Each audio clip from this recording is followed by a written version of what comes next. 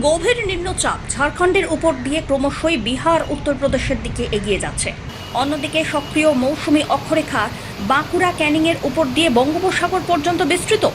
আবার পূর্ব পশ্চিম অক্ষরেখা অসম পর্যন্ত বিস্তৃত, যা বাংলার উপর দিয়েই গিয়েছে। আর এই ত্রিফলায় ভারী থেকে অতি ভারী বৃষ্টিপাতের সতর্কতা জারি করল হাওয়া অফিস। লাগাতার বৃষ্টি চলছে উত্তরবঙ্গে।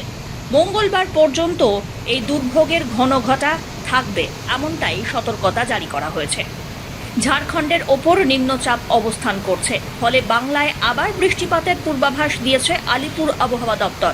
দক্ষিণবঙ্গের সব জেলাতেই মেঘলা আকাশ, কোথাও কোথাও আংশিক মেঘলা আকাশ।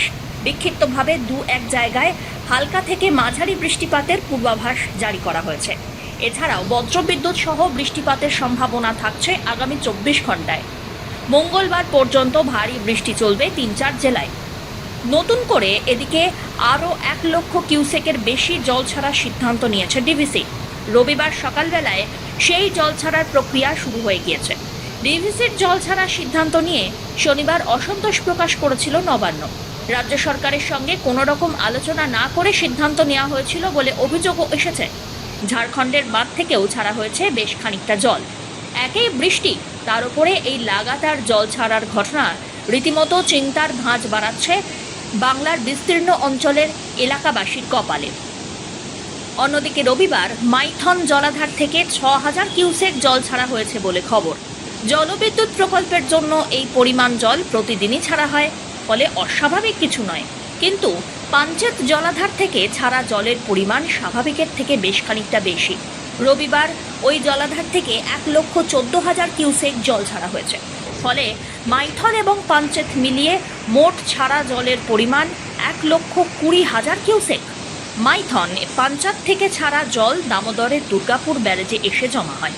জলের চাপ বেড়ে যাওয়ায় রবিবার সেখান থেকেও জল ছাড়া শুরু করা হয়। এদিকে দুর্গাপুর ব্যারেজে 28টি গেট খুলে জল ছাড়া হয়। ধীরে ধীরে জল ছাড়ার পরিমাণ আরও বাড়বে বলে জানিয়েছে দুর্গাপুর সেচ বিভাগ। নিম্ন দামোদরের তীরবর্তী তাই বিভিন্ন এলাকায় প্লাবনের আশঙ্কা দেখা দিয়েছে। প্রশাসনের তরফ থেকে করা হচ্ছে মাইকিং, এমনকি সতর্ক করা হচ্ছে সকলকে দুর্গাপুর ব্যারেজে দামোদরের জলে যাতে কেউ না নেমে সাঁতার কাটেন। তার জন্য মোতায়েন করা হয়েছে পুলিশ এবং সিভিক ভলেন্টিয়ার। দুর্গাপুরের দামোদরের পার্শ্ববর্তী বিভিন্ন গ্রাম, মানাচার এলাকার বিভিন্ন গ্রামের মানুষরা রীতিমতো চিন্তায় দিন গুনছেন। এই বিপুল পরিমাণ জল ছাড়ার ঘটনায় তাঁদের কপালেও কি জুটবে ঘরবাড়ি ত্যাগ করে অন্যত্র চলে যাওয়ার ঘটনা? বাঁধ ভাঙা বৃষ্টিতে বিপর্যস্ত হিমাচল প্রদেশ, উত্তরাখণ্ড। বৃষ্টিতে বন্যা পরিস্থিতি অসমেও। কেরলের যা অবস্থা তা দেখে রীতিমতো শিউরে উঠছেন দেশের মানুষ। তবে কি বাংলার কপালেও ঘনাচ্ছে দুর্যোগের কালো মেঘ? এমনটাই আতঙ্কে দিন কাটাচ্ছেন রাজ্যবাসী।